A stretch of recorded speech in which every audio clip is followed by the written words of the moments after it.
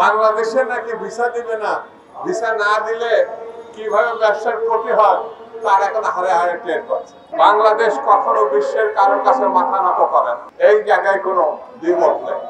ভারত ইতিমধ্যে বুঝতে পেরেছে।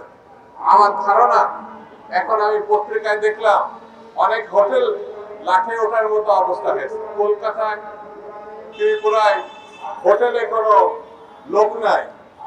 বাংলাদেশে নাকি ভিসা দিবে না, ভিসা না দিলে কিভাবে ব্যবসার ক্ষতি হয় তার এখন হারে হারে টের পাচ্ছে। অনেকে চিকিৎসকরা বলেছিল তারা আমাদের চিকিৎসা দিবে না। আমাদের নেতা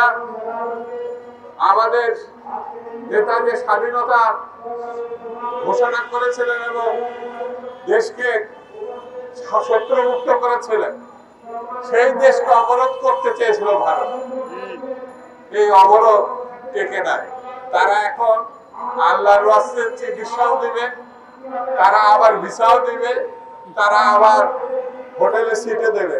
বরঞ্চ এই সরকারের উদ্যোগে ভালো একটি নির্বাচনের ব্যবস্থা যখন এগিয়ে যাচ্ছে, পার্শ্ববর্তী দেশ সেই নির্বাচনকে ভণ্ডুল করে যাতে গণতান্ত্রিক ভাবে নির্বাচিত হয় বিএনপি এবং আগামী দিনে যাতে সরকার গঠন করতে না পারে সেই চেষ্টা তারা চালাচ্ছে। আমার কাছে মনে হয় এই অপচেষ্টাকে আমাদের রুখতে হবে।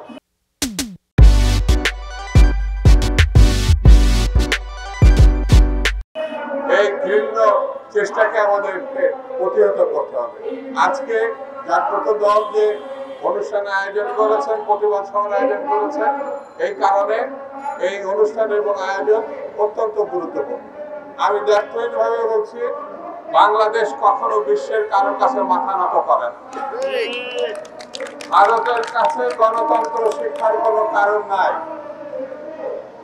ভারত একমাত্র দেশ যারা হিন্দু ছাড়া চোখে আর কোনো জাতি দেখে না।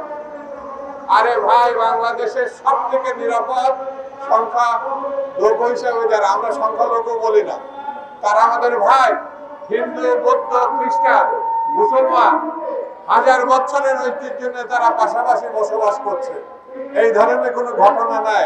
ঘটনা যা কিছু ঘটে সেটা সীমান্তের ওপারে, সেটা সংখ্যালঘু বলে যাদেরকে চেনে, একটার পর একটা মসজিদ ভেঙে ফেলছে, সেটা তখন আপনাদের চোখে পড়ে না।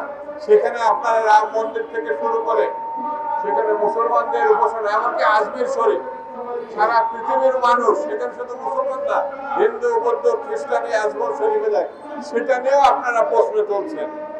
সেই জন্য আমার মনে হয় এসব পথ ভারত পরিত্যাগ করবে এবং সত্যিকারের বন্ধু হিসাবে তারা নিজেদেরকে প্রমাণ করবে, এই প্রত্যাশা আমরা করি। এবং আমরা মনে করি এই দুই দেশের সম্পর্ক হবে সমমর্যাদা, সমবন্ধুত্ব এবং সমস্বার্থের সমন্বয়ে একটি বন্ধুত্ব। এটাই আমরা প্রত্যাশা করি। সকলকে ধন্যবাদ। খুদা হাফেজ। বাংলাদেশ জিন্দাবাদ।